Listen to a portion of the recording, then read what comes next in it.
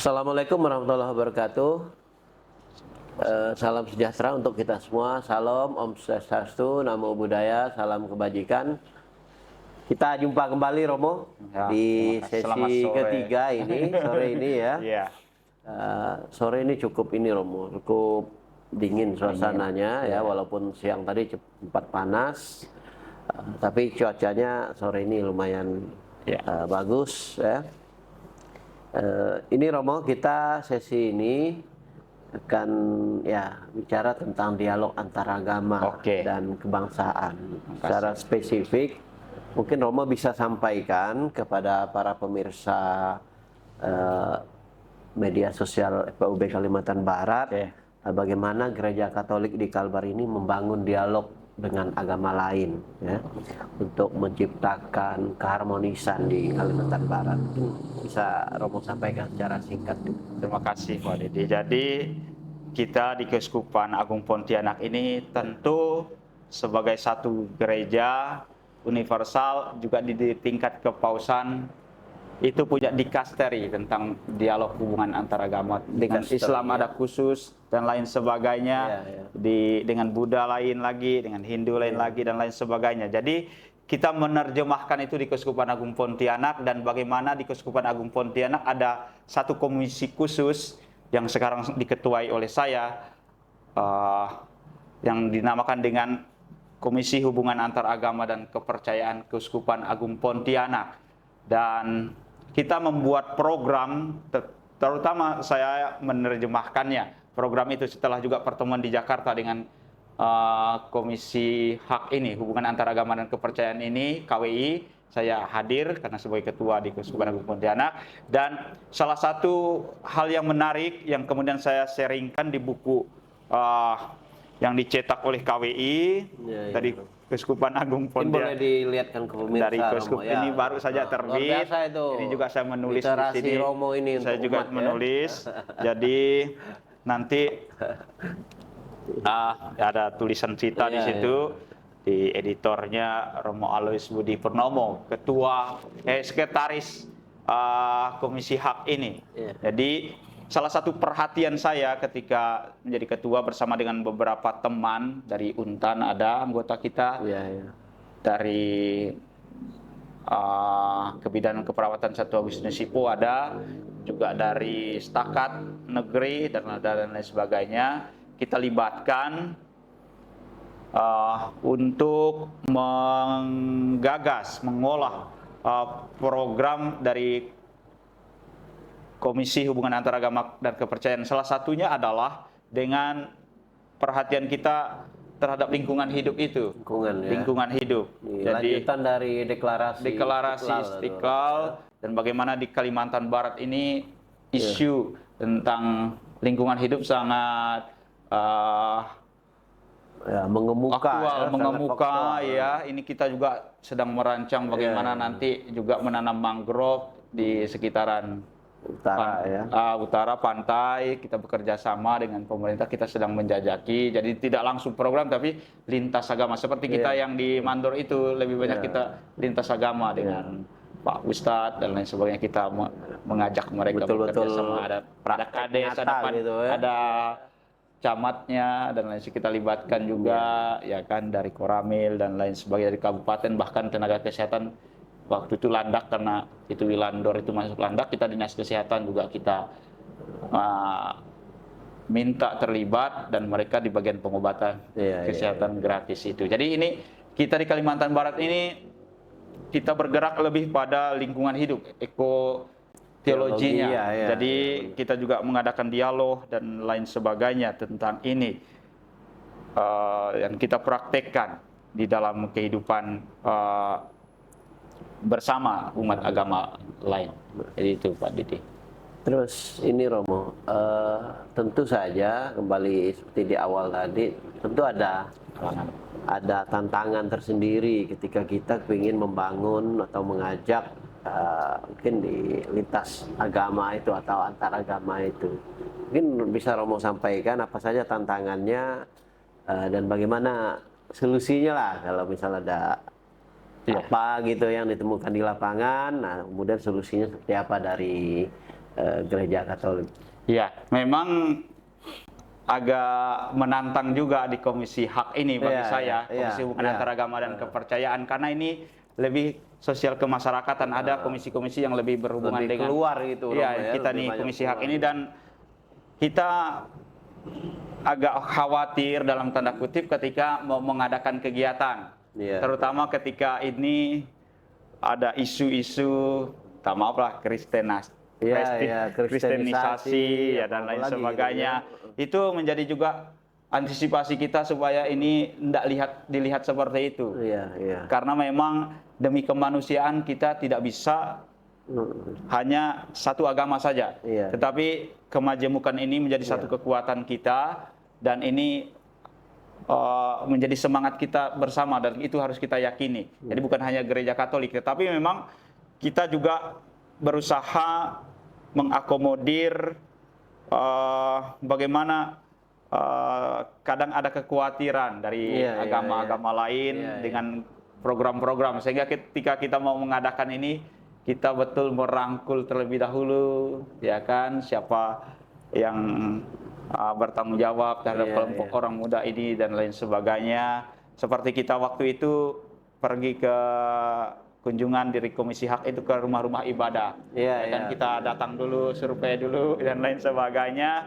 Lalu juga pengobatan kesehatan gratis di Kalimas dan lain sebagainya dari Komisi Hak.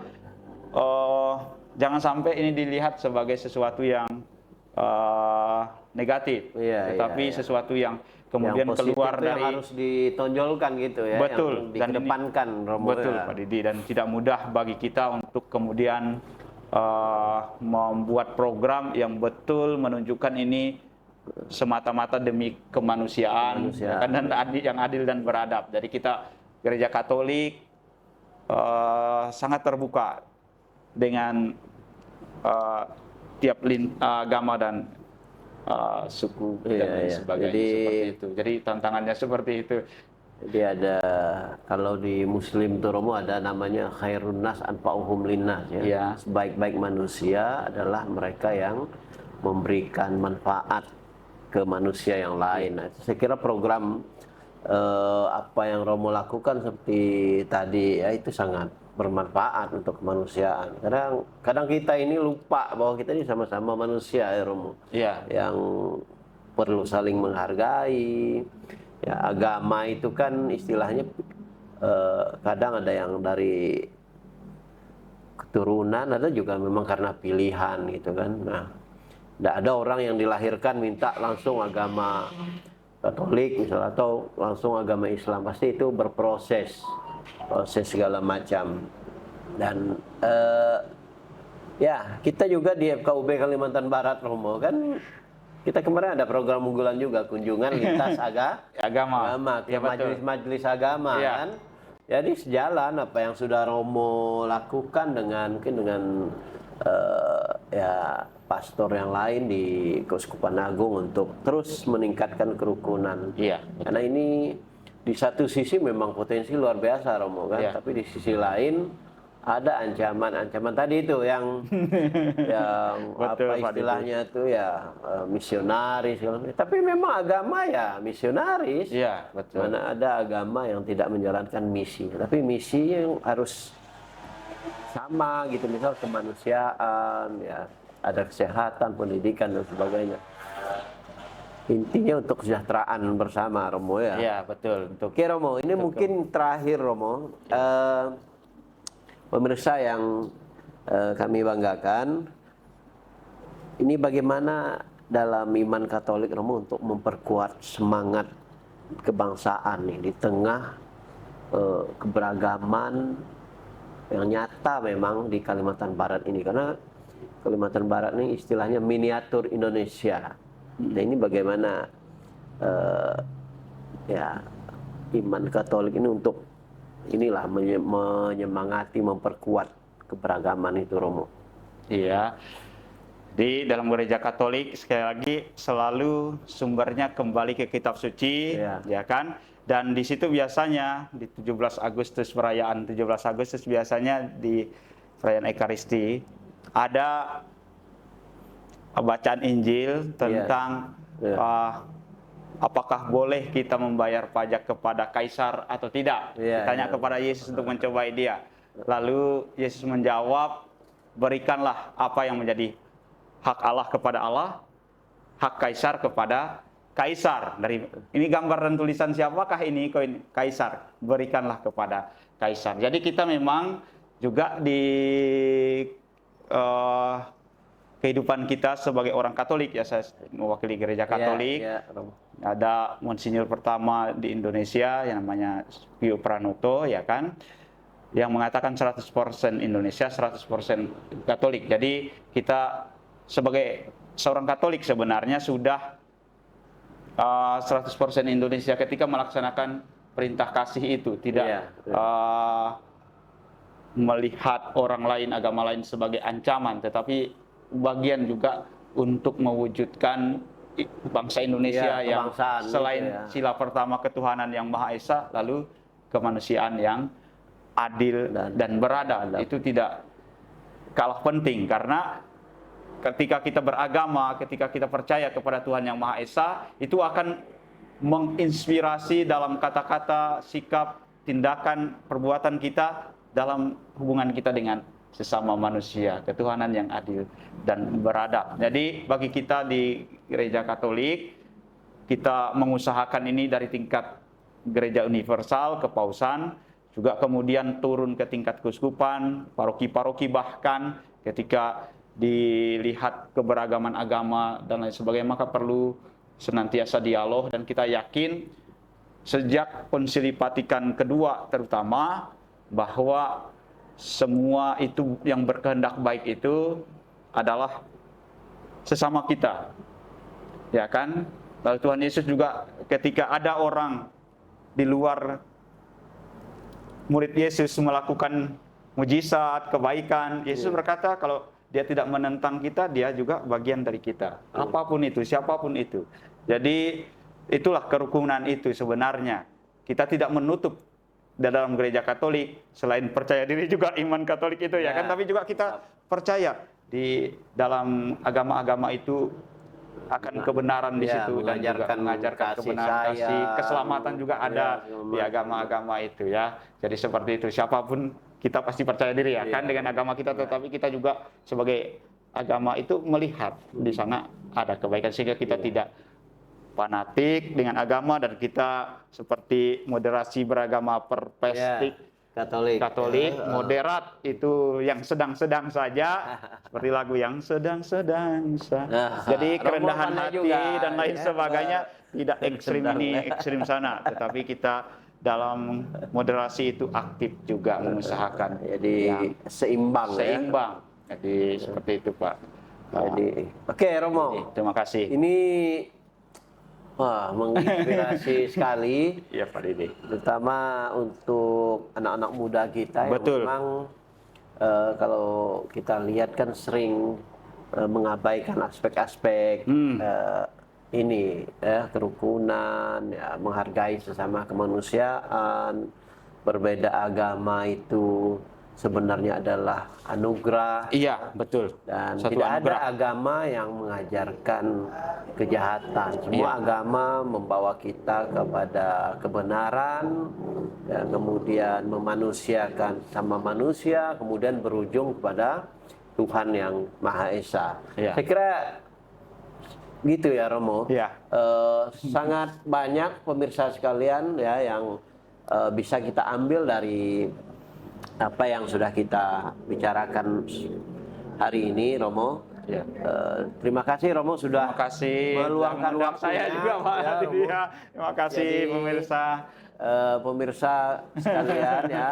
Terutama orang muda. Ya, ini tentu podcast yang ada ini sangat terbatas, Romo. Ya, tapi betul. kita mengapa kita ingin isi kepala Romo dan tokoh-tokoh Ya. agama yang lain kita rekam, kita publis itu supaya umat itu ya terselamatkan, terutama dalam aspek kerukunan ini, bagaimana lintas agama, berbeda suku, beda daerah itu Ya. tetap kita saling harmonis. Iya, betul. Dan tentu Romo harus kita harus memperkuat persatuan dalam negara kesatuan Republik Indonesia. Saya kira itu para pemirsa yang kami banggakan. Sekali lagi Romo, terima kasih. Terima kasih Pak Atas Didi. waktunya. Mudah-mudahan selalu sehat dan selalu Amin, bisa terus Pak Didi juga. menyemai melayani umat. Ya, terima kasih. Pemirsa, kurang lebih sampai di sini. Assalamualaikum warahmatullahi wabarakatuh. Salam sejahtera, salam, Om Swastiastu, Namo Buddhaya, salam kebajikan. Amin. Terima kasih. Terima kasih.